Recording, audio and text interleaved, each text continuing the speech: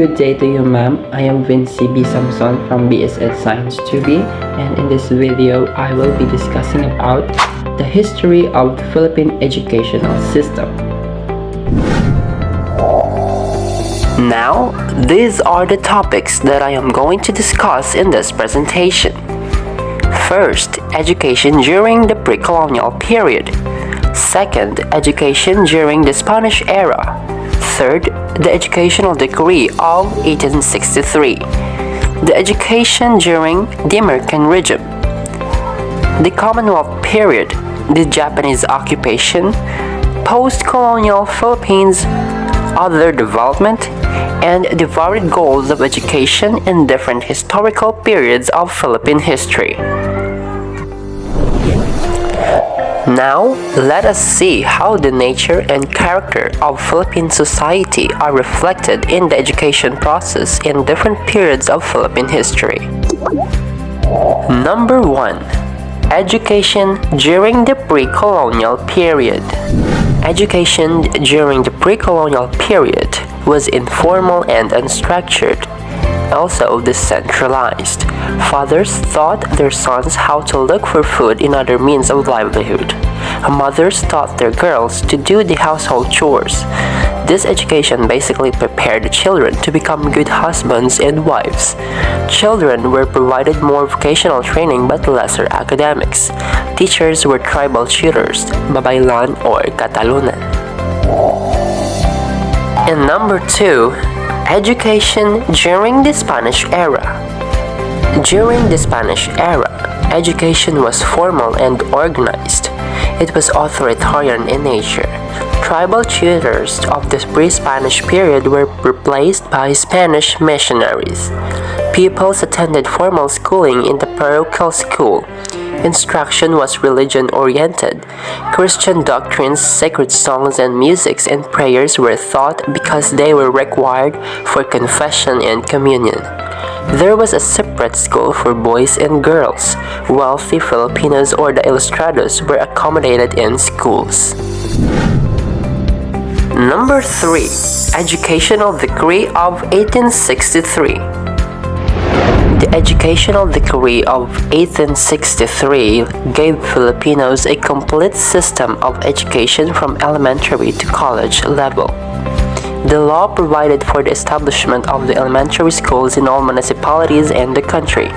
Although religion was the core of the curriculum included the subjects reading, writing, arithmetic, history, Christian doctrine, Spanish language, vocal music, agriculture for the boys, and needlework for the girls. Attendance in school was compulsory between the ages of 7 and 12. Number 4.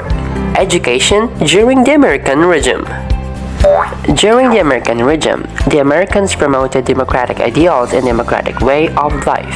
The schools maintained by the Spaniards for more than 3 centuries were closed but were reopened on August 29, 1898 by the Secretary of the Interior. A system of free and compulsory elementary education was established by the Malala's Constitution. In May 1898, the first American school was established in Corregidor, and shortly after the capture of Manila in 1899, 7 schools were opened in the city. Also, training was done through the schools, both public and secular, manned by chaplains and military officers of the U.S. Army. Thomasites arrived in the Philippines on August 23, 1901. The University of the Philippines was founded in 1908. UP was the first state school of university status. The Department of Public Instruction set up a 3-level school system. The first level considered a 4-year primary and 3-year intermediate or 7-year elementary curriculum. The second level as a 4-year junior college and later a 4-year program. Number 5. The Commonwealth period. During the Commonwealth period, free education in public schools was provided all over the country in accordance with the 1935 Constitution. Vocational education and some household activities like sewing, cooking, and farming were also given importance. Education also emphasized nationalism, so the students were taught about the life of the Filipino heroes. Vocational education and some household activities were also given importance. Good manners and discipline were also taught to the students. Formal adult education was also given.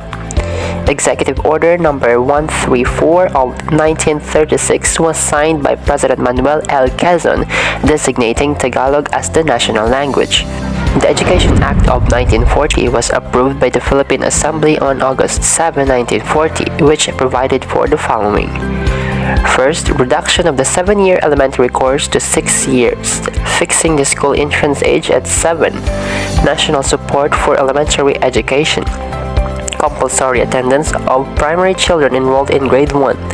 Adoption of double single sessions in the primary grade with 1 teacher, 1 class assignment of intermediate teachers. Number 6. The Japanese occupation. The Japanese occupation make the people understand the position of the Philippines as a member of the East Asia co-prosperity sphere.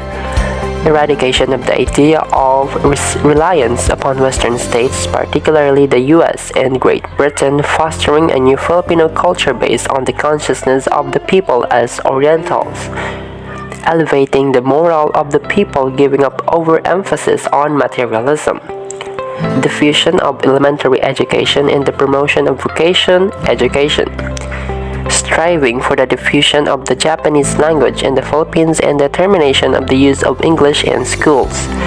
Developing in people love of labor. Number 7. Post-colonial Philippines. In post-colonial Philippines, education aimed at the full realization of the democratic ideals and way of life. The civil service eligibility of teachers was made permanent pursuant to RA 1079 in June 15, 1954. A daily flag ceremony was made compulsory in all schools, including the singing of the national anthem, pursuant to RA 1265 approved on June 11, 1955. And curricular offerings in all schools, the life, the works, and writings of Jose Rizal, especially the No Limitangere and El Filibusterismo, shall be included in all levels. Also, elementary education was nationalized and matriculation fees were abolished. Magna Carta for teachers was passed into law by virtue of RA 4670. The fundamental aims of education in the 1973 Constitution are foster love of country, teach the duties of citizenship, develop moral character, self-discipline, and scientific, technological, and vocational efficiency. Number 8. Other development.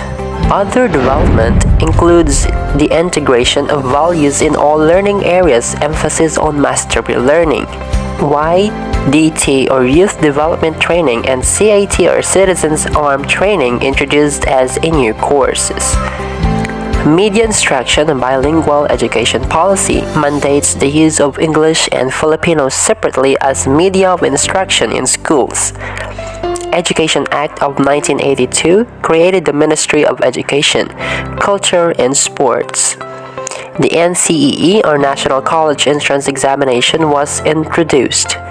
Executive Order Number 117 of the President Corazon C. Aquino named MECS into DECS or Department of Education, Culture and Sports in 1987, and many more. Lastly, the varied goals of education in different historical periods of Philippine history. Now, this part shows the varied goals of education in different historical periods of Philippine history. Pre-colonial period. Vocational training but lesser academics for students to be good fathers and mothers. In Spanish period, religious formation to help students live the Christian faith. In American regime, educated Filipinos to become good citizens of a democratic country. Japanese regime, students were taught to love labor. And in post-colonial period, foster love of country, teach the duties of citizenship. develop moral character and self-discipline, scientific, technological, and vocational efficiency. At present, the DepEd vision, mission, and core values international vision and mission of the Commission on Higher Education highlights and summarizes the goals of Philippine education. With this regard, we can say that education truly played a huge role in our development as Filipinos. This serves as a long-lasting legacy that we must put a tremendous effort with. Our life and personality depends on how knowledgeable we are as individuals, interacting with others and handling our own self to face the obstacles and continue walking towards the aim of success.